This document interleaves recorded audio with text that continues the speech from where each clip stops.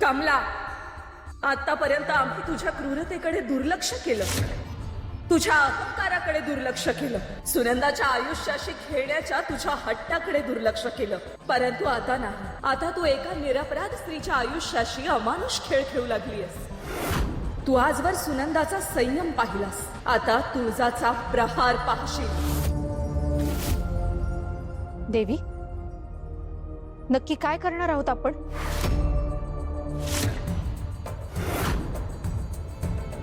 हाय, अगं माझं ऐक तरी. अगं मला दुसरं लगीन नाही करायचं. मी सुनंदा बरोबर सुखी आहे. पण मला तुझं दुसरं लगीन करायचं हाय आणि हे माझं ठरलं हाय. अरे तुझा संसार बघता बघता मी थकले.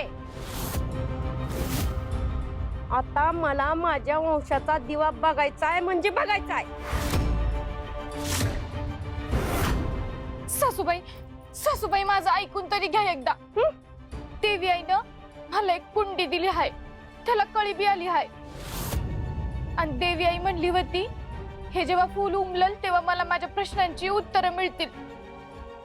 देवी देवी देवी, काय केलं ग आजपर्यंत तुझ्यासाठी देवी ना? उगाच आशेवर जगू नगस. ह्या घराला लिकरू पाहिजे आणि ते मिळणारच. आय अगं जरा थांब ना. गा बस. हे समजा तुझ्या भल्यासाठी चाललंय.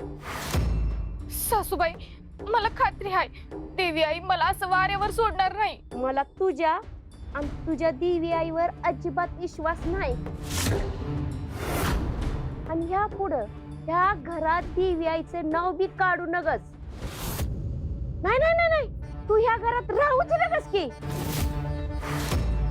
चल चल उठ. सासूबाई, सासूबाई, चल म्हणते ना. सासूबाई, चल आय, सासूबाई. सासूबाई. नाही नाही नाही. आय, अगं ऐकून तरी घे. सासूबाई, तिला तुला मी. आय, अगं आय, अगं ऐक तरी. चल निघ. सासूबाई, सासूबाई, सासूबाई, सासूबाई, सासूबाई, दरवाजा उघडा ना सासूबाई. सासूबाई, माझी काय चूक आहे ते तर सांगा ना सासूबाई. मला शिक्षा द्या, रागवा, पण असं परक्यासारखं दूर नका लोटू सासूबाई. सासूबाई, दरवाजा उघडा ना सासूबाई. सासूबाई.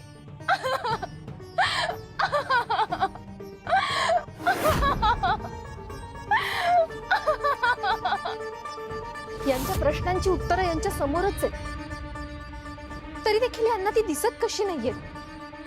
ओवीस तुमच्या सगळ्या प्रश्नांचं उत्तर आहे, तरी त्यांना कुणालाच ते कसं कळत नाहीये देवी?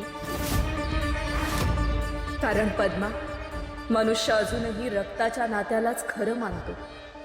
त्याला वाटतं जन्माने जोडलेली नातीच मोठी असतात, परंतु नाती रक्ताने नाही, मनाने जोडली जातात. भावाभावात शत्रुता निर्माण होऊ शकते, बहिणी बहिणींपासून दूर जाऊ शकतात, मुलगा आई वडिलांना सोडून जाऊ शकतो. कारण रक्त एक असलं तरी मन एक असतील असं नाही. मग त्यांना हे कळण्यासाठी आपण काहीतरी केलं पाहिजे ना देवी? तेव्हाच केलं पद्मा, ज्या क्षणी ही लीला सुरू झाली त्या क्षणी सुनंदा आणि बुधाजीचा मार्ग मी ठरवला. पण देवी, आता सुनंदा आणि ओवी पुन्हा एकत्र कसे येणार? आणि आता उद्या जर बुधाजीचं लग्न झालं तर या सगळ्याचा अर्थ तरी काय उरेल देवी?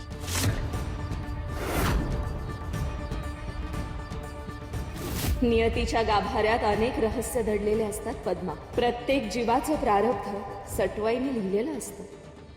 पण भक्ती ही केवळ देवापर्यंत पोहोचण्याचा मार्ग नसतो.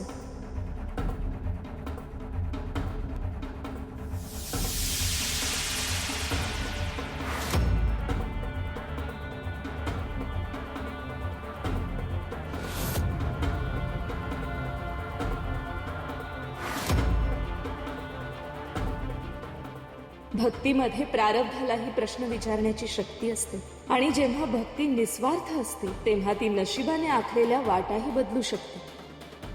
आतापर्यंत सगळ्यांनी प्रारब्धाची ताकद पाहिली, आता भक्तीची ताकद पाहते. कारण काही वेळा देव भक्तांचं भविष्य लिहित नाही, भक्तीच ती देवांना पुन्हा लिहायला भाग पाडते.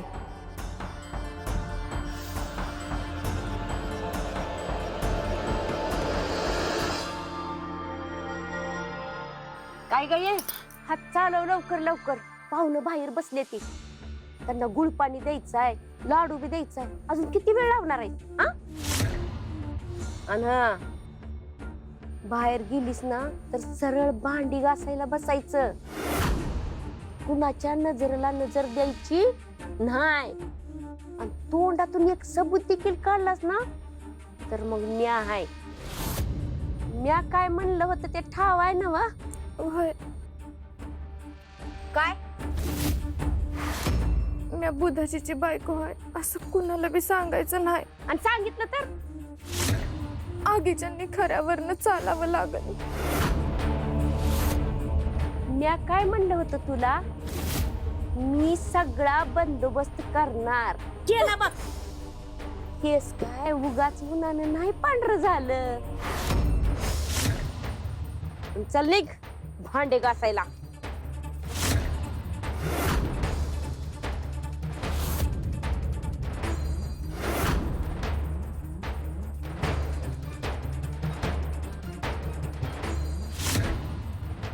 देवी आई, मी थकले बघ.